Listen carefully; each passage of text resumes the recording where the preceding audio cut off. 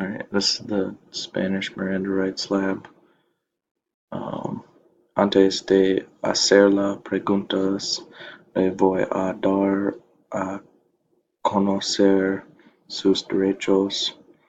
Usted tiene el derecho de permanecer en silencio, que cualquier cosa que usted diga pueda ser usado en su contra en la corte. Usted el derecho de consultar un abogado si usted no puede pagar los servicios de un abogado.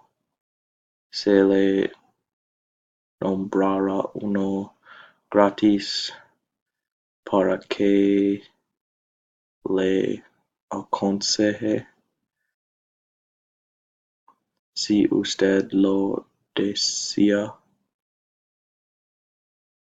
Usted tiene el derecho de dar por terminado cualquier interrogatorio en cualquier momento. ¿Entiende usted cuáles son sus derechos?